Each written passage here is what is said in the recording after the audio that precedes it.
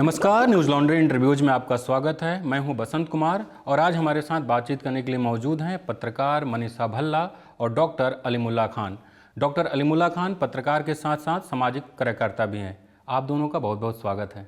बहुत शुक्रिया। आज हम मनीषा भल्ला और डॉक्टर खान से उनकी नई किताब बाइज्जत बरी पर बातचीत करने के लिए यहाँ पर मौजूद हैं। ये किताब क्या है और किनके बारे में है जानने के लिए इस किताब पर लिखा एक लाइन ही काफ़ी है, साजिश के शिकार बेकसूरों की दास्तां। दरअसल इस किताब में उन नौजवानों की कहानी है जिनको आतंकवाद और दूसरे अन्य मामलों में पुलिस और जांच एजेंसियों ने गिरफ्तार किया और एक लंबे समय तक कानूनी संघर्ष और जेल में रहने के बाद ये लोग बाइज्जत बरी हुए। मनीषा जी, शुरुआत आपसे करते हैं कि जो किताब का नाम है बाइज्जत बरी, उसके बाद ये प्रश्नवाचक चिन्ह क्यों है?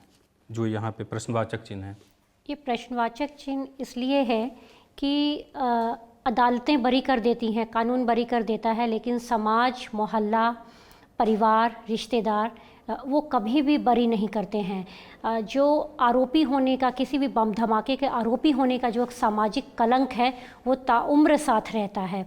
तो हम ये कहना चाहते हैं, एक तरह से कटाक्ष है कि बाइज्जत बरी क्वेश्चन मार्क, कि क्या वो बाइज्जत बरी है भी या नहीं। अदालतें माफ़ कर देती हैं लेकिन समाज कभी भी माफ़ नहीं करता है, ताउम्र माफ़ नहीं करता है। जी। तो इस किताब में 16 लोगों की कहानी है जो अलग अलग समय पे लगभग 90 के बाद उनको गिरफ्तार किया गया, जेल में डाला गया। तो इन 16 लोगों की कहानी, भारत में हम देखते हैं कि ऐसे मामले हर कुछ सालों बाद, कुछ महीनों बाद ऐसी कहानियाँ आ ही जाती हैं। अभी हाल ही में कश्मीर के वसीर अहमद की कहानी आई, जो 11 साल गुजरात में उनको आतंकवाद के मामले में गिरफ्तार किया गया था 2010 में, और 11 साल जेल में रहने के बाद वो रिहा हुए। तो इन 16 की कहानी आप क्यों लेकर आए? क्या कारण रहा, क्या खास रहा? असल में ये 16 जो कहानियाँ हैं, ये कहानियाँ जो हज़ारों केसेस हैं, जिसमें से सैकड़ों लोग बरी हुए और हज़ारों लोग अभी भी उस क़ैद-ओ-बंद की सोबतों से गुज़र रहे हैं, ये उस इस पूरी दास्तान का पूरा एक नुमाइंदगी करती हैं। 16 कहानियाँ उनकी तर्जुमानी करती हैं और जो पूरी ज़हनियत है उसके पीछे, उसकी अक्कासी करती हैं ये 16 कहानियाँ। हमने तो केसेस कुल 26 किए थे, जिसमें से 24 केसेस हमने लाने का फ़ैसला किया था, लेकिन उसमें से बहुत सारे लोग हैं जिन्होंने खौफ की वजह से, जिस तरह का बाइज्जत बरी होने के बाद भी, जो जैसा कि आपने सवाल भी किया कि सवालिया निशान क्यों है मनीषा जी से, कि उसमें एक चीज़ ये भी कि बाइज्जत बरी होने के बाद भी इस तरह का खौफ है कि हमने 26 कहानियों में से 24 कहानियाँ लाने का फ़ैसला किया कि उस खौफ से उन लोगों ने, बाकी लोगों ने विड्रा कर लिया कि हमें किसी और मुसीबत में हम ना पड़ जाएं। तो ये 16 कहानियाँ, कोई भी 16 कहानियाँ हो सकती थी, ठीक है, लेकिन ये 16 कहानियाँ हैं। ये वो लोग हैं जो पढ़े लिखे हैं, नौजवान हैं और हिंदुस्तान की तमाम विरासतों के दावेदार हैं, तमाम उसमें अपना रोल अदा करना चाहते थे और इसकी तामीर में हिस्सा लेना चाहते थे, लेकिन उनकी ज़िंदगियों को तबाह कर दिया गया। तो ये वो 16 कहानियाँ हैं जो उन हज़ारों कहानियों के, हज़ारों ज़िंदगियों की नुमाइंदगी करती हैं। पूरी जहनीत की, इसके पीछे जो पूरा नेक्सस है इस्लामोफोबिया का, मजहबी शनाख्त की वजह से जो पूरी कार्रवाई की गई, उसकी तर्जुमानी करती हैं 16 कहानियाँ। तो ऐसी कहानियाँ हम एज ए पत्रकार पढ़ते रहते हैं, देखते रहते हैं। तो ऐसा क्या आपको लगा कि इनको एक जगह संग्रहित करना चाहिए?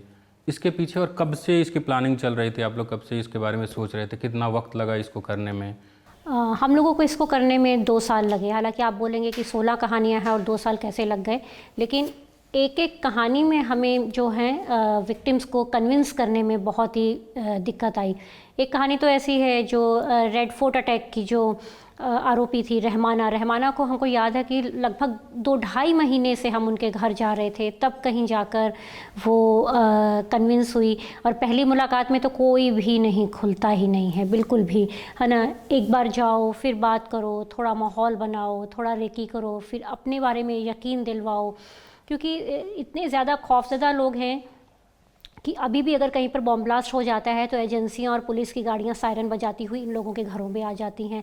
आज भी इनको आतंकी लिखा जाता है, बाइज्जत बरी होने के बावजूद भी रिश्तेदार, समाज, सब लोग इनसे किनारा कर लेते हैं। मल्टीनेशनल कंपनीज़ में इनमें से कुछ लोग जो ऑफिसर रैंक पर काम कर रहे थे, जैसे तारिक डार जॉनसन कंपनी में थे, वासिफ हैदर बहुत बड़ी मल्टीनेशनल कंपनी में बहुत अच्छी सैलरी पर काम करते थे, उन लोगों को रोज़गार नहीं मिला और बिज़नेस करने के लिए पैसा नहीं है, तो घर में गरीबी, कर्ज़, बीमारी, महिला महिलाएं घर बाहर काम करने नहीं जा सकती, बच्चे किसी के भी नहीं पढ़ पाए। तो इस तरह की मुश्किलातों में सब लोग जो हैं वो बाइज्जत बरी होने के बावजूद भी जो घिर गए।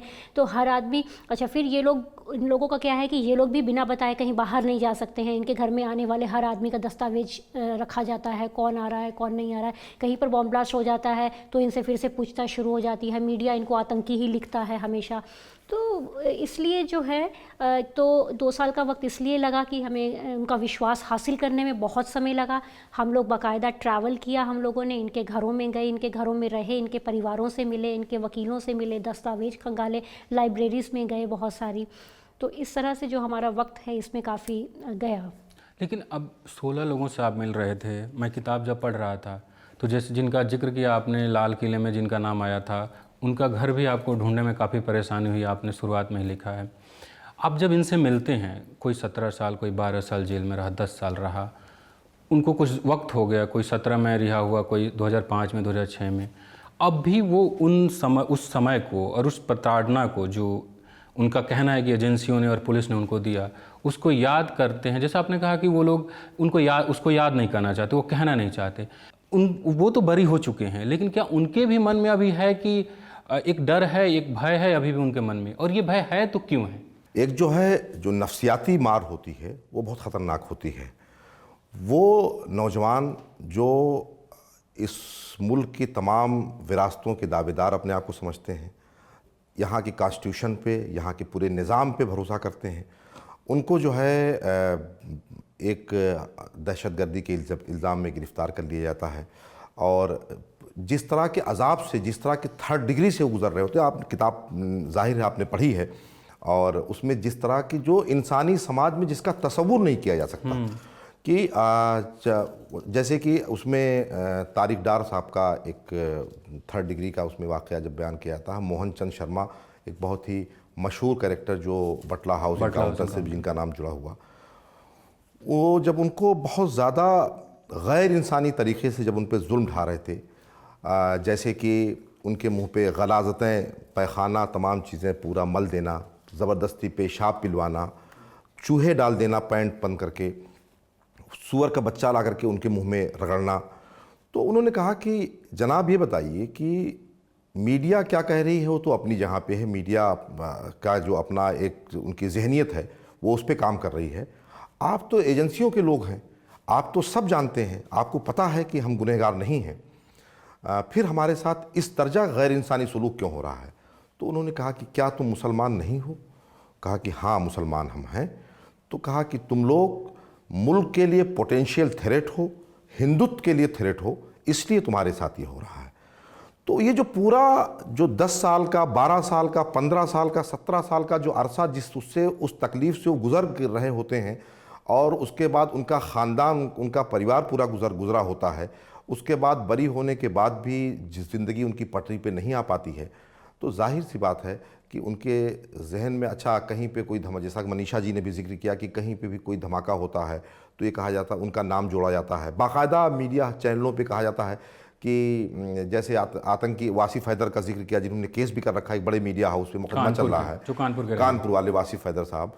तो कहीं भी कोई बम धमाका होता था तो ये कहा जाता था कि इसके तार आतंकी वासिफ हैदर के साथ जुड़े हुए हैं, इन्वर्टेड कामाज में आतंकी वासिफ हैदर के साथ कोट अनकोट भी नहीं करते थे। हाँ, तो ये तमाम केसेस में इस तरह का, अच्छा कोई मामला हुआ, कहीं इनको जाना है तो पुलिस वाले जो है पूछताछ के लिए इनके घर पे आ रहे हैं, तो बरी होने के बाद भी ये लोग बाइज्जत बरी नहीं होते हैं। मीडिया इनको बरी नहीं करता है, एजेंसीज इनको बरी नहीं करती हैं, अदालतें इनको बरी करती हैं, लेकिन ये एक दूसरे अजाब से गुजर रहे होते हैं, तो खौफ उनके पास, उनके जहनों में रहता है। हम मीडिया पे आएंगे, मीडिया पे ज़रूर बातचीत करेंगे क्योंकि न्यूज़ लॉन्ड्री पे इंटरव्यू हो रहा है। मनीषा मैम, आपसे ये जानना चाह रहा था कि आप इन कहानियों को जब कर रही थी, जब मैं इस किताब को पढ़ रहा था तो कई बार मैं खुद परेशान हो जा रहा था। कोई 17 साल, कोई 12 साल, एक जो अलीगढ़ मुस्लिम यूनिवर्सिटी के जो छात्र थे, 26 साल की उनकी उम्र थी, PhD कर रहे थे, उनको गिरफ्तार कर लिया गया और वो लगभग 17 साल जेल में रहे। तो ऐसी खबरें करते हुए सबसे ज़्यादा परेशानी और सबसे ज़्यादा एक रिपोर्टर का जो होता है ना कि तकलीफ़ में आ जाना है, कौन सी कहानी रही आपके लिए, कौन से ऐसे किरदार रहा जिसको देख के आपको लगा कि मतलब इससे बुरा कुछ नहीं हो सकता? मेरा तो जहाँ तक ख्याल है कि ये सारी कहानियाँ ऐसी हैं कि जिनसे भी हम लोग मिले, इनके घरों में गए तो सच में मतलब कि उससे ज़्यादा बुरा किसी के साथ कुछ हो नहीं सकता। लेकिन फिर भी कुछ कुछ चीज़ें तो ऐसी रही कि जिसको सुनकर एकदम, जैसे इसमें एक मालेगांव के रजबली हैं। रजबली बहुत ही नॉर्मल लोअर मिडिल क्लास से हैं। तो जिस समय पुलिस उनको पकड़ कर लेकर गई तो उनकी जेब में 2 खजूर थे, है ना। तो उनसे वो पिटाई करते हुए वो खजूर जो है पुलिस को मिल गए और उन्होंने उसको निकाल के पैरों तले रौंद दिया। उस समय वो चल रहा था, रमज़ान चल रहे थे। तो पुलिस ने ये बोला कि अच्छा, इससे तुम वो करोगे ना, इफ्तारी करोगे ना।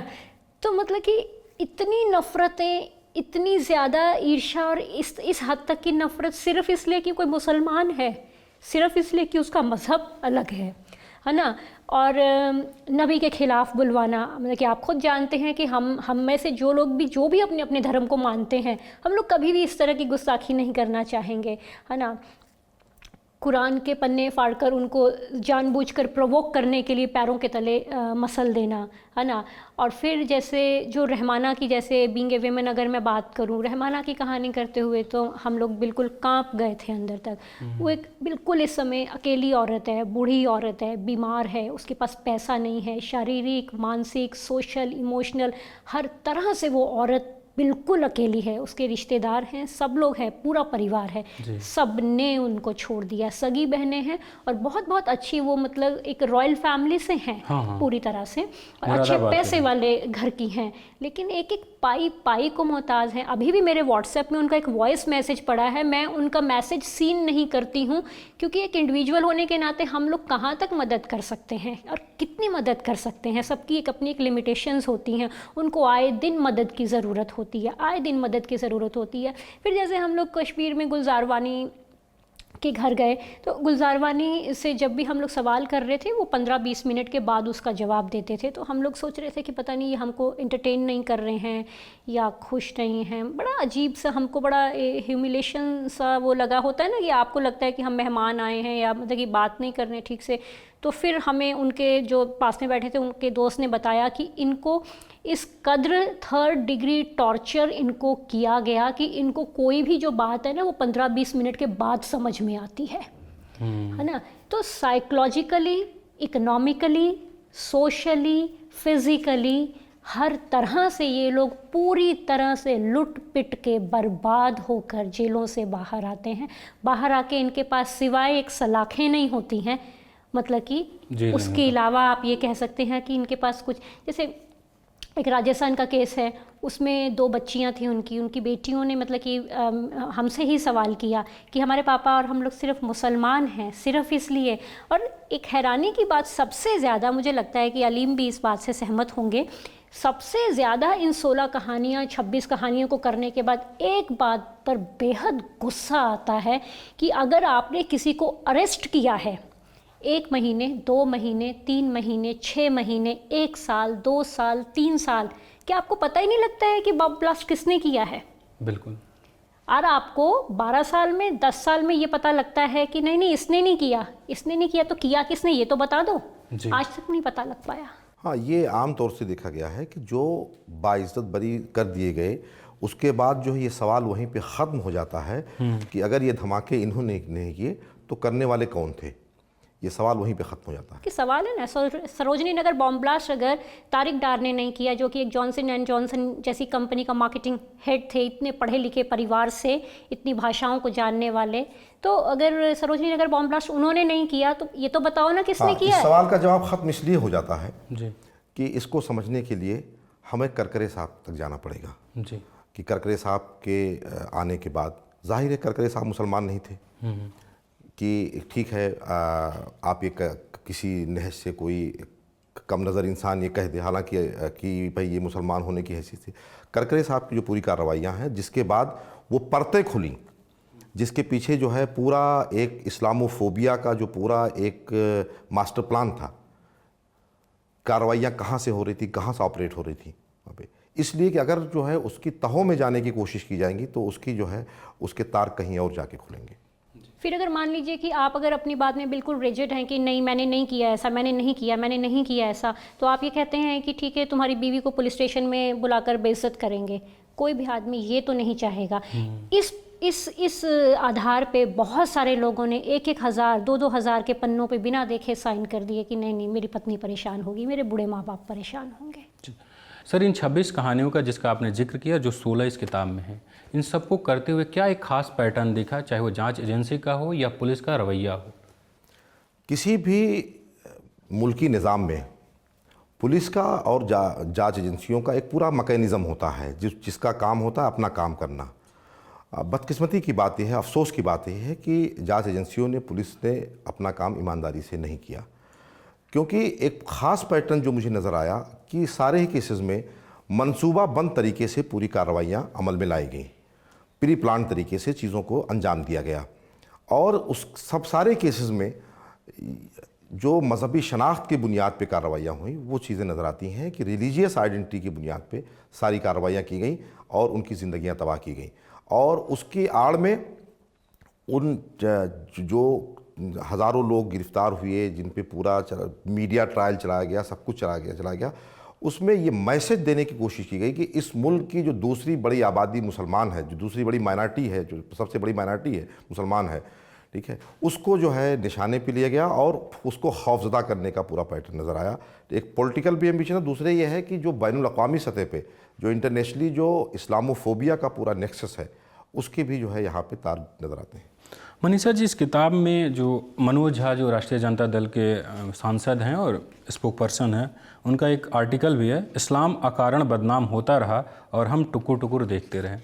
इसमें जैसे पुलिस का जिक्र इन्होंने किया डॉक्टर खान ने, तो इसमें ये जस्टिस बिलाल नाजकी के संदर्भ में लिखते हैं कि डॉक्टर बिलाल नाजकी ने शायद ठीक ही कहा था कि यूरोप और भारत की पुलिस में एक ही अंतर है। यूरोप की पुलिस क्लू या सबूत के जरिए दोषी तक पहुंचती है, मगर हमारे मुल्क की पुलिस पहले दोषियों को पकड़ती है, फिर उनसे क्लू लेती है। तो आप जब इन कहानियों को कर रही थी, एक जगह आपने जिक्र किया कि बाराबंकी के सेशन कोर्ट ने कहा था कि इन जो कश्मीर के जो PhD कर रहे थे नौजवान, कि इनकी ज़िंदगी तबाह हुई है इन अधिकारियों की वजह से, तो इनसे पैसे लेकर मुआवजा दिया जाए। तो इन 16 लोगों में किसी एक को भी सरकारी मुआवजा मिला? क्योंकि उनका लंबा समय, जब हम ये जो 20 से 25 साल के आगे वाला जो उम्र होता है, हम अपने आप को इस्टेब्लिश करते हैं एक करियर जो हम भविष्य में जहाँ तक पहुँच सकते हैं, तो क्या कहीं किसी को कोई मुआवजा मिला, सरकारी मुआवजा? क्या किसी पुलिसकर्मी या जांच एजेंसी के अधिकारी को सज़ा हुई कि तुमने एक नौजवान का पूरा करियर, पूरा जीवन तबाह कर दिया? इस तरह के सिर्फ हमारी किताब में 2 केसेस हैं। एक अब्दुल मोबिन साहब का है, मोबिन साहब, और दूसरा जो है गुलजार वानी, जिनकी आप बात कर रहे हैं। तो गुलजार वानी और अब्दुल मोबिन साहब दोनों के केसेस में अदालतों ने ये बोला था कि दोषी पुलिस अधिकारियों की सैलरी से पैसे काट कर इनको जो है वो कॉम्पनसेशन जो है वो दिया जाए, लेकिन दिया नहीं गया, दोनों को नहीं दिया गया। उसके अलावा वासिफ हैदर ने भी जो है वो केस जो है वो कर रखा है, लेकिन उनको भी अभी तक कोई केस, उनको भी किसी भी तरह का कोई कॉम्पनसेशन या रिहैबिलिटेशन का कुछ भी नहीं किया गया है। और अदालतें क्या होती हैं कि इस बात को लेकर वो जजमेंट नहीं होता है। अगर हम लोग बोले ना कि हाँ ये जजमेंट है, जजमेंट की बात अलग हो जाती है, वो कमेंट करती हैं सिर्फ जो है एक तरह से। तो कमेंट की हमारे यहाँ कितनी की वैल्यू रहती है वो आप भी जानते हैं बहुत अच्छे से। तो मतलब वो अगर वो जजमेंट में जज लिख दें कि इनको मुआवजा दिया जाए तभी मिल सकता है, वो मजबूती आ जाती है उस तरह से, है ना। अब आप अगर ये बोल दें कि एक बोलना अलग है, हाँ गलत हुआ, नहीं ऐसा नहीं होना चाहिए था, लेकिन एक चीज़ को एक लिख कर एक उसमें तकनीकी तौर पे अगर आप लिखते हैं तो एक वो बात अलग हो जाती है। जी, आप कुछ कह रहे थे इस मसले पे सर कि जो मुआवजा नहीं मिलता, क्या बाहर के जो देशों आपने भी, हाँ, बाहर के देशों में तो बाकायदा वहाँ पे हुकूमतें माफ़ी मांगती हैं, उनके पुनर्वास का इंतज़ाम होता है, मुआवजा दिया जाता है। दूसरी बात, अभी आपने जो मनोज झा साहब का जिक्र किया, उसमें मैं एक चीज़ जोड़ना चाहता हूँ कि इन तमाम केसेस में हमने देखा कि यहाँ पे सबूत इकट्ठा नहीं किए जाते हैं, सबूत तैयार किए जाते हैं। सारा सबूत तैयार करने पे जोर होता है। सबूत इकट्ठा वो होता है कि जो चीज़ें हैं, जो एग्जिस्ट करती हैं, उसको जो है जमा करके उसकी बुनियाद पे कार्रवाई को आगे बढ़ाई जाए। यहाँ बाकायदा जाहिर सी बात है कि चीज़ें जब मनसूबाबंद तरीके से होती हैं तो सबूत भी उसी तरह से गढ़े जाते हैं, सबूत गढ़े गए हैं, क्रिएट किए जाते हैं। सर एक चीज़ और दिखा कि ज़्यादातर गिरफ्तारियों में गैर कानूनी तरीके से लंबे समय तक हिरासत में रखा गया। हर केस में लगभग ये पैटर्न दिखता है। जो अबरार अहमद गुलाम की कहानी है मालेगांव वाले मामले में, उनको तो मध्य प्रदेश में अलग अलग जगहों पे घुमाया गया। आपकी किताब में इस बात का भी जिक्र है कि उनको साध्वी प्रज्ञा से मिलाया गया था। तो ये क्यों किया कर्नल पुरोहित, साध्वी प्रज्ञा, उज्जैन के उसमें आश्रम में लेकर के सारी चीज़ों में असल में इनको जो है बाकायदा इस्तेमाल किया गया था जी। और पहले उनको इस तरीके से टॉर्चर किया गया, इस तरह से उनको जहनी और जिस्मानी तौर से परेशान करना, कई रात तक सोने न देना, तमाम चीज़ें। और उसके बाद जो है उनको तमाम तरह की लालच दी गई कि इनामात की, कि तुम्हें जो है सोने जेवरात से लाद दी जाएंगे, तुम्हें ज़मीनें जागीरें दी जाएंगी, और उनको एक तरह से अपना मोहरा बना करके चीज़ों को अंजाम तक पहुंचाने की कोशिश की वहाँ पे। तो बाद में उनका जहन, जिसमें जो है उन्होंने इस्तेमाल उनको तोड़ने के लिए उनकी ख़ुद अपनी बीवी को इस्तेमाल किया, उनके साले को इस्तेमाल किया, जिसका जिक्र है किताब में। तो बाद में उनको जब ये ख़ुद उनका ज़मीर जागा, उनके भाई गए, सब ने कहा कि तुम जो है ये जो कर रहे हो इससे कितनी ज़िंदगियाँ तबाह होने वाली हैं। तो उसके बाद जो है बाकायदा वो उन्होंने अपना बयान दर्ज कराया, चीज़ें वाज़ेह हुई, और जिसके नतीजे में सब लोग बरी भी हो पाए, मालेगांव केस के लोग। जी जी। तो जो मेरा ये था कि सवाल था कि क्यों गैर कानूनी तरीके से रखा जाता है? क्या उसको उन पे प्रेशर बनाने के लिए इस्तेमाल होता है कि मेंटली इतना प्रेशर बना दो? क्योंकि लगभग हर केस में हम ये देखते हैं कि गिरफ्तार करके इधर कहीं कहीं रखा गया, उन पे मेंटल प्रेशर बनाया गया और 4 दिन बाद उनकी गिरफ्तारी दिखाई गई, फिर कोर्ट में पेश किया गया। इसके पीछे क्या मंसूबा होता है जांच एजेंसियों का? असल में मंसूबाबंद तरीके से जब चीज़ें होती हैं तो उसमें बाकायदा प्लानिंग होती है कि इसको ऐसे ऐसे करना है। जैसे कि तारिक डार साहब ने अपने उसमें बाकायदा हवाला दिया, जिक्र किया कि कश्मीर से जब भी कोई गिरफ्तारी होती है, किसी को लेके जाते हैं, सब में यही दिखाया जाता है कि हर नौजवान एक्सप्लोजिव तमाम धमाका खेज चीज़ें ले करके एक जो है कार में, अल्टो कार होती है लाल रंग की, और वो नई दिल्ली रेलवे स्टेशन पे पकड़ी जाती है असलहों के साथ। सबको इनको नई दिल्ली रेलवे स्टेशन पे ही पकड़ लेते हैं वहाँ पे। तो ये तमाम जो है इनका अपना एक तरीक़ा है, और उसको लेकर के पहले टॉर्चर करते हैं, तैयार करते हैं, ठीक है, और उसके बाद जो है केस दर्ज करते हैं और फिर उसको रिकॉर्ड में अपनी सहूलत से दिखाते हैं कि हमें कब जो है उनको सूट करता है चीज़ों को करने के लिए। वो इसलिए भी एक मुझे लगता है कि ये भी रीज़न रहता है कि वो जो भी गैर कानूनी हिरासत 1 हफ्ते 10 दिन 12 दिन की जो रहती है, उसमें टॉर्चर इतना ज़्यादा हो जाता है कि वो तमाम आगे जाके जो जज के आगे बयान देने हैं, अदालत में बयान देने हैं, या उसका रिमांड लेना है, जो पुलिस रिमांड लेना है, तो वो टॉर्चर उसमें बहुत मददगार साबित होता है। और इन द मीन वाइल क्या होता है कि परिवार भी बहुत बुरी तरीके से डर जाता है। घर पे पता लगा कि 2 घंटे के लिए आदमी बाहर गया है और 12 साल तक घर पर ही नहीं आया, है ना। 20 दिन से 25 दिन से 1 महीने से उनकी बीवी उनको ढूंढ रही है, बच्चे ढूंढ रहे हैं, उनके बूढ़े माँ बाप उनको ढूंढ रहे हैं। वो इतना दहशत का वो हो जाता है कि तमाम लोग फिर उसका मेंटल स्टेटस जो होता है ना, ये साइकोलॉजिकली बहुत बड़ा प्रेशर एक तरह से किया जाता है। जैसे एक आरोपी हैं, उन्होंने हमको ये बताया कि मतलब कि साइकोलॉजिकली ऐसे किया जाता है कि हर 2 मिनट में ऑफिसर चेंज होता है, हर 2 मिनट में ऑफिसर चेंज होता है। वो बार बार एक ही सवाल होता है, ये धमाका तुमने किया, ये धमाका तुमने किया है। इस तरह से एक ही सवाल हर 5 मिनट में पूरा एक हफ्ता सेम एक सवाल रहता है। तो बोले कि कई बार हमको लगता है कि अरे यार ऐसा तो नहीं, हाँ सच में हमने किया ये धमाका। बोले हमको ऐसा लगता है नहीं हमने तो ये नहीं, हमने फलाने वाले धमाके भी हमने ही किए हैं। तो बड़ा साइकोलॉजिकल एक प्रैक्टिस रहती है। अच्छा मनीषा जी, इसी से एक सवाल ये उठता है कि आप सिर्फ जो मुख्य आरोपी थे जिनको गिरफ्तार किया गया था उनसे ही मिले आप लोग, या परिवारों से भी बातचीत किया? मान लीजिए जिनकी पत्नी हो, बच्चे हों, उन्होंने वो लंबा समय 17 साल 10 साल किस परेशानी में और किस तरीके से झेला, चाहे माँ बाप हों, उनसे भी आपने बात की होगी?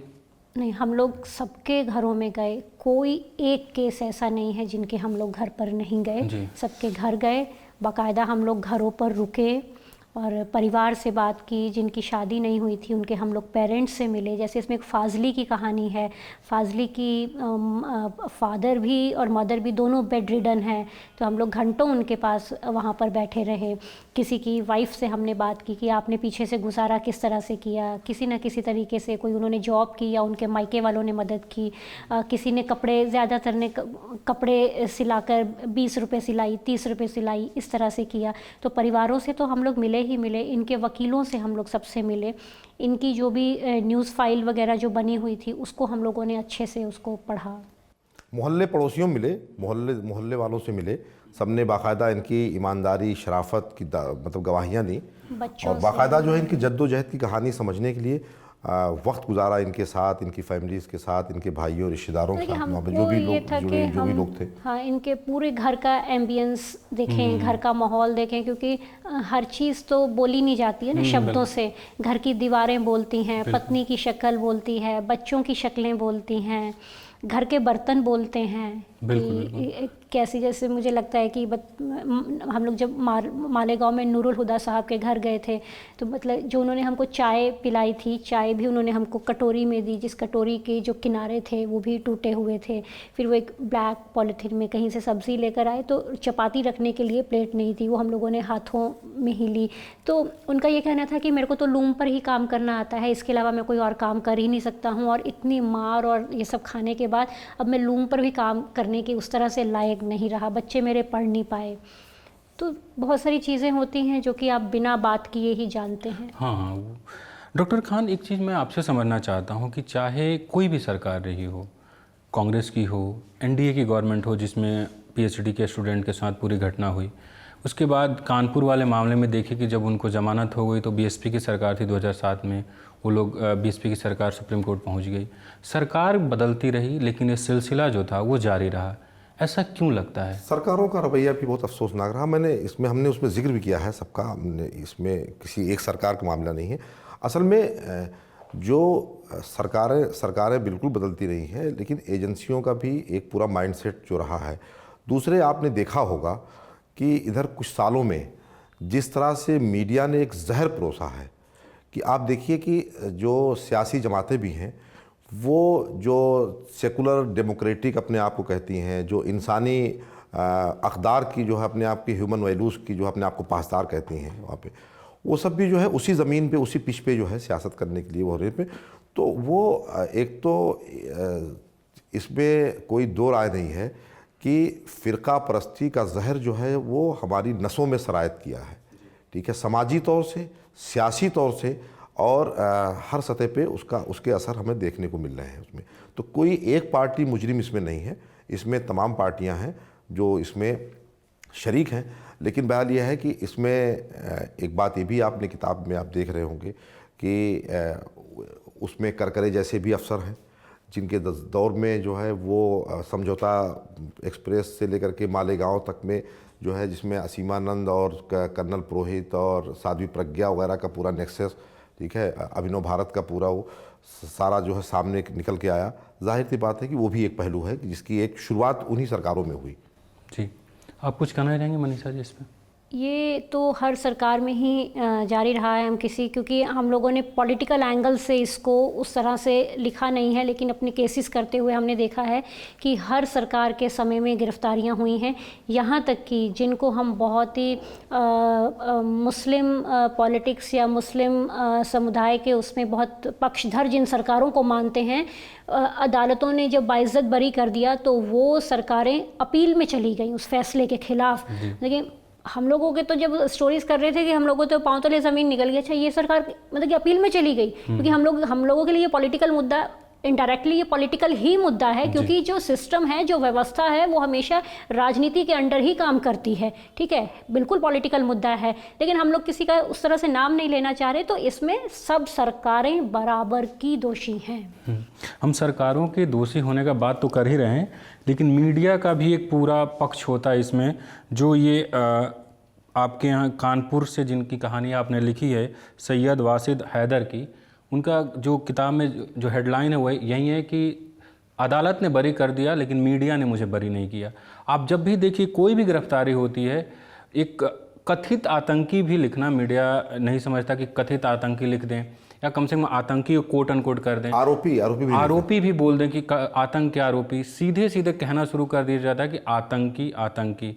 और जब कोई रिहा होता है तब हम नहीं देखते कि वही मीडिया उस तरीके से ये बताए कि इनको इतने साल पहले गिरफ्तार किया गया था और आज ये बरी हो गए। तो मीडिया का जो पूरा इसमें व्यवहार है और मीडिया की जो भूमिका है, एज ए जर्नलिस्ट आप उसको कैसे देखती हैं? मेरा तो एज ए जर्नलिस्ट ये कहना है कि इसमें सबसे ज़्यादा अगर कोई इम्पॉर्टेंट भूमिका है वो सिर्फ़ और सिर्फ पहले नंबर पर मीडिया की है। ऐसा मीडिया ट्रायल चलता है, ऐसा मीडिया ट्रायल चलता है कि पूरे देश में इस तरह का हल्ला हो जाता है कि इस आदमी के पास भी नहीं फटकना है, उस गली से भी नहीं गुजरना है, कोई अकाउंट में पैसे डालने के लिए तैयार नहीं होता है, कोई दोस्त मदद करना भी चाहते हैं, कोई मदद करने के लिए तैयार नहीं होता है। जैसे जो वासिफ़ हैदर की हम लोग बात करते हैं, उन्होंने देश के एक बहुत बड़े मीडिया समूह के ऊपर जो है इसी मामले में केस किया। पूरे देश में कहीं भी बॉम्ब ब्लास्ट हो गया तो मीडिया उनको लिखता है कि फ़लाँ बम धमाके के तार आतंकी वासिफ़ हैदर से जुड़े, आतंकी वासिफ़ हैदर का खर्चा कैसे चलता है, जबकि वो बाइज़्ज़त बरी हो चुके हैं पूरी तरह से, है ना। तो उनके दो छोटी, वासिफ़ हैदर खुद भी पढ़े लिखे हैं, मल्टीनेशनल कंपनी में काम करते थे, इनके फादर जो उनके वालिद हैं वो भी बहुत पढ़े लिखे व्यक्ति हैं, साहित्य अकेडमी अवार्ड मिला है उनको। तो उसी मेंटेलिटी का ये परिवार था कि बच्चों को ये बहुत अच्छे स्कूल में पढ़ा रहे थे, इनकी बेटियाँ थी, लेकिन इनके स्कूल में बेटियों को जब लोगों ने तंग करना शुरू कर दिया कि टेररिस्ट की बेटी, तो उन्होंने घर आके बोला बेटियों ने अपनी माँओं से कि बताओ कि असली बात क्या है। माँ ने अपने बच्चों को नहीं बताया था कि तुम्हारे पापा जेल में हैं, इस तरह से। फिर वो सब चीज़ें बतानी पड़ी तो उन्होंने बोला हम स्कूल नहीं जाएंगे, हमको सब लोग बोलते हैं तुम टेररिस्ट की बेटी हो, कोई बात नहीं करता है हम लोगों से। मीडिया हाँ, ये लापरवाही क्यों करता है, ये भी तो एक सवाल है कि ये लापरवाही कैसे हम पत्रकारों में जो मदद नहीं मिल पाती है ना, उसकी मेन वजह तो एक मीडिया ही रहता है। जैसे जिस समय रहमाना को अरेस्ट किया गया तो उनकी बहन मध्य प्रदेश में रहती थी, वो लोग खाना खा रहे थे, देखते हैं कि टीवी पर पूरा हल्ला मच गया है पूरी तरह से कि लाल किले की आरोपी रहमाना, लाल किले की मास्टरमाइंड रहमाना, लाल किले की मास्टरमाइंड रहमाना यहाँ से गिरफ्तार, इसने ये किया था। वो लोग तो उसी वक्त वहाँ पे खाना पीना जो है छूट गया, जबकि वो उनकी सगी बहन थी। गुलजार अहमद वानी के मामले में यही हुआ। गुलजार अहमद वानी छुट्टियाँ काटकर कश्मीर से अपने अलीगढ़ यूनिवर्सिटी ज्वाइन करने के लिए दोबारा आ रहे थे, दिल्ली से अरेस्ट कर लिया। तो वो परिवार अपना बैठा हुआ आराम से टीवी देख रहा है, देखता है कि उनका बेटा जो है वो खबरों में सुर्खियां बना हुआ है। हाँ, कश्मीर से 2 आतंकवादी गिरफ्तार। तो मीडिया तो पहले नंबर पे आता है, और मीडिया इतना डरावना माहौल तैयार कर देता है ना कि आप चाहकर भी मदद नहीं कर सकते हैं। अभी हाल ही में जो लखनऊ में हुआ जी, उसमें भी यही देखा गया कैसे मीडिया ने पूरा हाइप तैयार किया। देखिए, ये एक आइडियल मीडिया की आप अगर बात करें तो जाहिर सी बात है कि भाई ठीक है, ख़बर आपने आरोपी नहीं भी कहा, ठीक है आपने कहा, लेकिन जब उनको बरी किया जाता है तो इंसाफ का तकाजा तो ये है कि इंसानी बुनियादों पे उनको ला करके पेश किया जाता है कि ये वो शख्स हैं कि जिनको इस अजाब से गुजरना पड़ा। और मीडिया जो का काम ही यही है कि जो सवाल करे सरकारों से, जो सवाल करे इस तरह के गैर जिम्मेदाराना पुलिस के रवैये से, एजेंसियों के रवैये से सवाल करे और उनको जो है इंसाफ के तकाजे पूरे किए जाए। लेकिन जो मैंने जैसा कि अर्ज़ किया पहले भी कि जो फ़िरका परस्ती का जहर है वो जिस तरीके से, और मीडिया में भी अब जब बड़े पैमाने पे जिस तरह से नफ़रत और मजहबी नफ़रत भरे लोग हैं और वो जो है चीज़ों को जिस तरह से परोसते हैं, वो उससे जो है समाज में आप देख रहे हैं कि नीचे से ऊपर तक एक जहर फैला हुआ है। जी मनीषा जी, आप इस किताब को पढ़ते हुए एक चीज़ मैंने महसूस किया कि जो आरोपी थे जिनको बरी कर दिया गया उनसे ही बात की गई है। क्या आप लोगों ने जांच एजेंसियों के अधिकारियों से या जो लोग भी उससे संबंधित थे उन केसों से, उनसे भी आपने बात किया? क्योंकि जो भी वो कह रहे थे कि हमारे साथ ऐसा हुआ, उसको क्रॉस चेक किया गया क्या? हम लोगों ने क्रॉस चेक जो है वो इन्हीं के वकीलों से किया, और हम लोग पहले इनके पास नहीं गए क्योंकि इनसे मिलवाने के लिए इनके वकीलों की बहुत बड़ी एक इम्पॉर्टेंस उनका रहा है। तो हम लोग सबसे पहले इनके वकीलों के ही ज़रिए गए, और वकीलों से हमने बाकायदा डॉक्यूमेंटेशन लेवल पे पूरी तरह से जो है वो क्रॉस चेक किया। जहाँ तक जांच एजेंसियों की आप बात कर रहे हैं या पुलिस अधिकारियों की बात कर रहे हैं, तो मालेगांव वाले जो केसेस हैं उस समय जो पुलिस ऑफिसर्स उसमें रहे थे, हम लोगों ने उनसे मुलाकात की। बाकी और उन्होंने भी हमें समय दे दिया था मुलाकात करने का। उसके अलावा तो हमें विकास नारायण राय साहब से हम लोग मिले। विकास नारायण राय साहब जिसके बाद जो है समझौता, आपको मालूम हो समझौता जो एक्सप्रेस वाला मामला है, और उसके बाद जब उसके तार जुड़ने शुरू हुए वहाँ से, अभिनव भारत तो पूरा हुआ, वहाँ से शुरुआत होती है। विकास नारायण साहब जो है वो इंडियन पुलिस एकेडमी के डायरेक्टर रहे हैं। किताब भी उन्होंने कहा। हाँ जी, किताब भी लिखी उन्होंने। हाँ, तो उन्होंने बताया कि जिस वक्त हम इस चीज़ों का पूरा इंकशाफ कर रहे थे, चीज़ों को सामने ला रहे थे, उस वक्त बाकायदा हुकूमत की तरफ से, ठीक है, होम मिनिस्ट्री की तरफ से हमारे ऊपर बहुत दबाव था कि इसको आप सामने मत लाइए, सामने इसको दबा दीजिए। इस पूरे मामले को उन्होंने कहा नहीं, ये हमने इसी का शपथ लिया है, ये हमारी जिम्मेदारी है कि सच्चाई तो सामने आएगी, जो है वही आएगा, उसके बाद ये सारे नाम सामने आए। इन केसेस को करते हुए हम एक दो और जांच ऑफिसर से हम लोग मिले थे, लेकिन उनका हम लोग नाम नहीं ले सकते। तो उनका ये कहना होता है कि जब भी देश में ऐसा कोई बम धमाका होता है, ऐसा बम ब्लास्ट होता है, तो मिनिस्ट्री की तरफ से, होम मिनिस्ट्री की तरफ से खासकर इस तरह का दबाव, इतना दबाव रहता है कि मुस्लिम एंगल जो है पाकिस्तान का किसी तरीके से नाम आए, यानी कि कुछ भी हो तो मुस्लिम एंगल और पाकिस्तान ये ज़रूर होना चाहिए। और हम, जैसे कि आपने बताया कि मनोज झा साहब वाली जो बात है ना, तो यहाँ पर जांच कैसे चल रही है वो नहीं देखा जाता है, माइंडसेट तैयार करके जांच जो है वो चलाई जाती है कि जांच को ऐसे मोड़ना है, ऐसे मोड़ना है, ऐसे करना है। जी जी, वो ऑफिसर का कहना था। अभी हाल ही में एक वेब सीरीज आई थी पता लोग, उसमें भी हमने देखा कि किस तरीके से एक हादसा होता है और सीधे रातों रात उस केस को जोड़ दिया जाता है कि इसमें पाकिस्तान का हाथ है, इसमें ISIS का है, और वो एक अधिकारी इन्वेस्टिगेट करता रहता है तो पहुंच जाता है चित्रकूट। तो एक पूरी जो हमारे यहाँ इन्वेस्टिगेशन का सिस्टम है, ये आपको लगता है कि एकदम मतलब वो एक फेयर नहीं है, और वो कोशिश नहीं करते। स्क्रिप्ट पहले तैयार करते हैं, कैरेक्टर बाद में तय करते हैं, या कैरेक्टर पहले तय करते हैं तो स्क्रिप्ट बाद में लिखते हैं वो लोग। हमारा इसको लिखने का जो, क्योंकि हम लोग ऐसे कोई बात नहीं करेंगे, जो हमारा अपना एक्सपीरियंस रहा है वो यही है कि सरकारों के हाथ में सिस्टम है, और सरकारें और सिस्टम पूरी तरह से जो है वो एक इस्लामोफोबिया का जो कल्चर है वो उसको फॉलो करती हैं। और कुछ ऑफिसर्स अच्छे भी रहे, ऐसी बात नहीं है, कुछ जजेस अच्छे रहे, उनकी ही बदौलत ये लोग छूट भी पाए। तो लेकिन जो मेजॉरिटी है ना, मेजॉरिटी में इस हद तक की नफ़रत है, इस हद तक की नफ़रत है कि वो आने वाले बहुत सालों तक तो धुलती ही नहीं नज़र आ रही है, क्योंकि इस तरह से जो पढ़े लिखे लोगों से हम जो एक्सपेक्ट करते हैं वही इस तरह के हैं। तो आप बाकी लोगों का क्या बोलेंगे? अब तो लगभग मेरा सवाल ख़त्म हो गया है। मैं डॉक्टर खान आपसे जानना चाहता हूँ कि आप इस किताब को लिखते समय जो आपका अनुभव रहा, या कुछ मैंने नहीं पूछा हो, अगर आप कहना चाहते हो तो प्लीज़ बताएं। मेरा ख्याल है लगभग बातें आ गई हैं, लेकिन इसमें जो खुशाइन पहलू है वो ये है कि जब हम इन लोगों से मिले, इतना टॉर्चर सहने के बाद, 3rd डिग्री से गुज़रने के बाद, ये लोग आज भी कॉन्स्टिट्यूशन पे इनका भरोसा कायम है, जुडिशरी पे इनका एतमाद कायम है, और ये पुरुम्मीद हैं, ठीक है, कि ये चीज़ें बदलेंगी, एक बेहतर निज़ाम होगा, और जो है वो आज भी जो है इस मुल्क के तमाम व्यवस्था, तमाम चीज़ों पे उनका विश्वास कायम है। ये अपने आप में एक बड़ी बात है। और इस किताब का मकसद यही है कि जो दोषी अधिकारी हैं, उनकी जो भी अधिकारी हैं जो इसमें शरीक होते हैं, उनकी जवाबदेही तय होनी चाहिए, और इनके बरी होने के बाद बाकायदा समाजी जो इनका रुतबा है वो इनका बहाल होना चाहिए, इनको मुआवजा मिलना चाहिए, इनके पुनर्वास का इंतज़ाम होना चाहिए। जी, आप अनीसा जी? मुझे तो सबसे ज़्यादा ज़रूरी यही लगता है कि मेंटली, फिज़िकली, इकोनॉमिकली, सोशली, चारों लिहाज से ये लोग फिट नहीं हैं। तो ये चारों लिहाज से इन लोगों का जो है वो रिहैबिलिटेशन होना चाहिए। मानसिक तौर पे सब के सब बीमार हैं, फिज़िकली बीमार हैं, आर्थिक तौर पर बीमार हैं। जो पढ़े लिखे हैं उनको कोई रोज़गार नहीं देता है, और अगर अपना बिज़नेस कोई करना है तो उसके लिए कोई जमा पूंजी नहीं होती है। तो मुझे लगता है कि रिहैबिलिटेशन जो है वो सबसे ज़्यादा इम्पॉर्टेंट एक पार्ट है। और अब तो खैर, पहले तो वकील भी केसेस नहीं लेते थे, 2006-07 से पहले तक, तो अब तो खैर वकील केसेस लेने लगे हैं।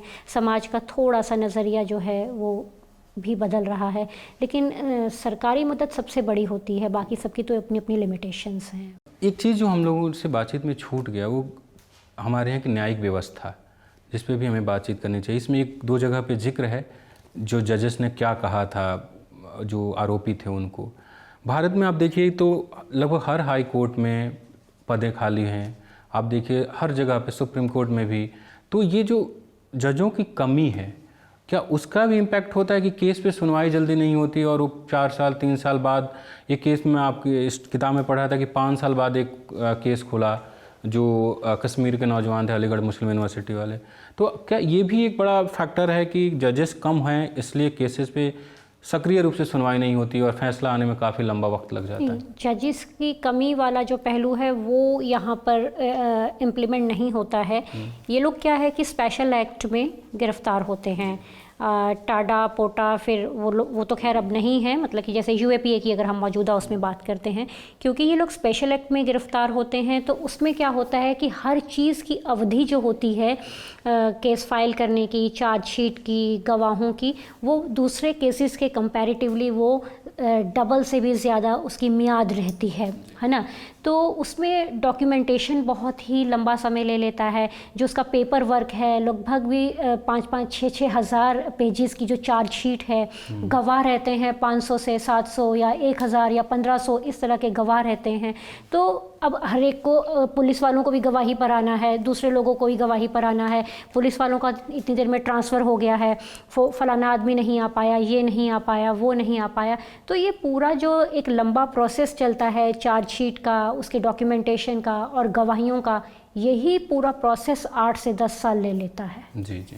और क्योंकि स्पेशल एक्ट में वो गिरफ्तार हुए होते हैं तो कोई इसमें कुछ कर ही नहीं सकता। वो आरोप इतने सख्त होते हैं, इतने कड़े होते हैं कि उसमें जो साधारण कानून है वो इम्प्लीमेंट नहीं होता है। इस वजह से ये मामले लंबे जाते हैं। जी जी। तो बहुत बहुत शुक्रिया हमें समय देने के लिए और इतने देर तक बातचीत करने के लिए। बहुत शुक्रिया आपका। बस ये आखिरी अपील है कि इस किताब को ज़्यादा से ज़्यादा हाथों तक पहुंचना ज़रूरी है। एक दस्तावेज़ है और ये इस मुल्क को याददाश्त को बनाए रखने के लिए इस किताब का पढ़ना बहुत ज़रूरी है। बहुत बहुत शुक्रिया सर। शुक्रिया। अगर आपको ये इंटरव्यू पसंद आया और आप चाहते हैं कि ऐसे इंटरव्यू और आते रहें तो न्यूज़ लॉन्ड्री को सब्सक्राइब करें, क्योंकि आप जानते हैं कि न्यूज़ लॉन्ड्री किसी से विज्ञापन नहीं लेता। हम किसी भी कॉरपोरेट या सरकार से विज्ञापन नहीं लेते, हम आपके सहयोग से काम करते हैं। तो न्यूज़ लॉन्ड्री को सब्सक्राइब करें और गर्व से कहें, मेरे खर्च पर आज़ाद हैं खबरें। मीडिया से आपकी सबसे बड़ी शिकायत क्या है? यही ना कि वो आपकी बात नहीं करता, आपकी खबरें नहीं दिखाता। इसका इलाज ये है कि मीडिया में आप इन्वेस्ट करें ताकि मीडिया आपकी बात करे। सब्सक्रिप्शन आधारित मीडिया इसका जवाब है। hindi.newslaundry.com पर जाएं, न्यूज़ लॉन्ड्री को सब्सक्राइब करें।